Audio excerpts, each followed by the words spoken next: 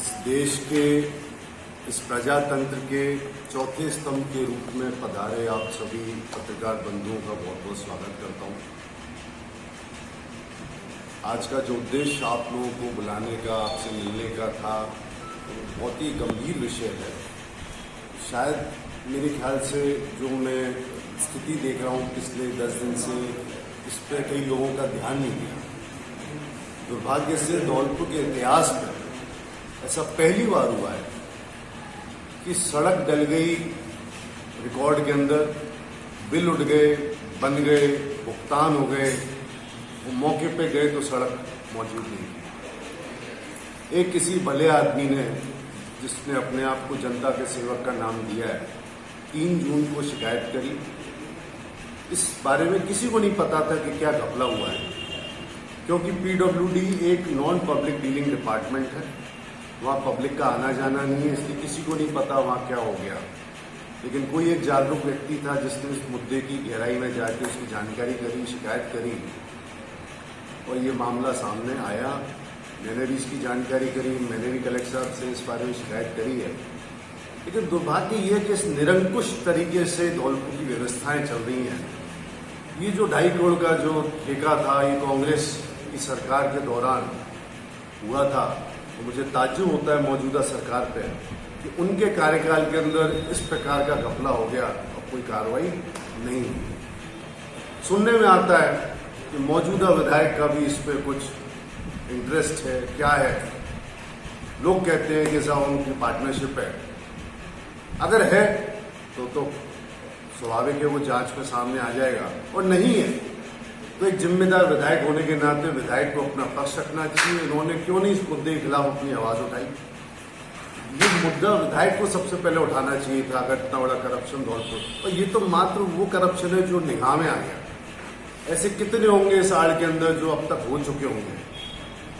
ये उन गांव वालों के संग जिन्होंने, और ये जो मैं गांव की लिस्ट है जहां ये ऐसे करीब 8 गांव हैं जहां ये सड़कें मंजूर हुई, ये वो गांव हैं जहां से मौजूदा विधायक जीत के आई हैं। और उन गांव के संग इस प्रकार का धोखा हुआ।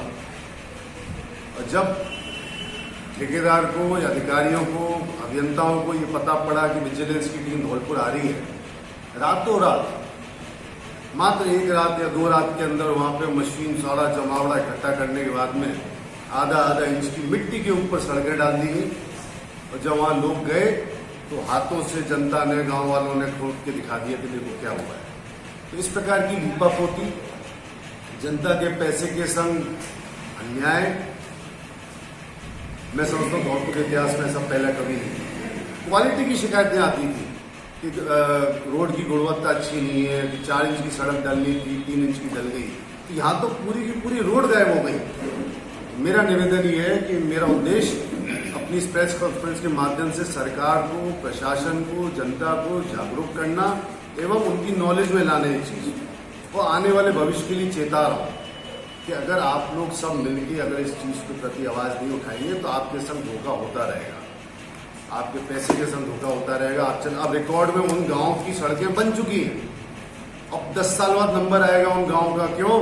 क्योंकि वो रिकॉर्ड ये बोलेगा कि सर इस गाँव की तो सड़कें 10 साल पहले डल गई थी, लेकिन मौके पे वो सड़कें मौजूद नहीं है। तो मैं उन सभी गांव वालों से जिनके यहाँ सड़कें मंजूर हुई थी, नहीं डली, उनसे भी गुहार करता हूँ कि उन लोगों को आवाज़ उठानी चाहिए अपने हक के लिए। और जो ये अधिकारी इसमें मौजूद है उनके खिलाफ कार्रवाई होनी चाहिए। अभी तो आपके माध्यम से बात उठा रहा हूँ, इस पर और तह तक जाने की कोशिश करूँगा, सरकार तक, अधिकारियों तक। जो कार्रवाई होनी चाहिए करप्ट लोगों के खिलाफ, चाहे वो ठेकेदार हो, चाहे वो अधिकारी हो, जिससे इस पर अंकुश लग सके, भविष्य में ऐसी गलती कोई जरूरत ना करे।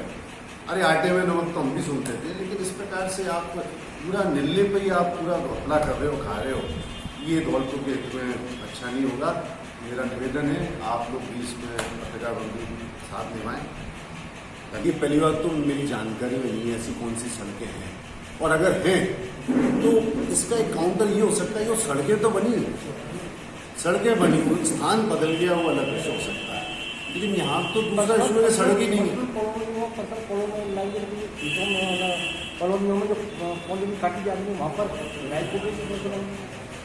बिल्कुल, ये भी गैर कानूनी है। ये चुनावों से पहले मैंने इस मुद्दे को उठाया था ITI के बगल से जो है उन्होंने अपने निजी जमीन में विधायक कोटे से जो है सड़क डाली थी 80 लाख की, जो गैर कानूनी है। उस मुद्दे को भी उठाया था।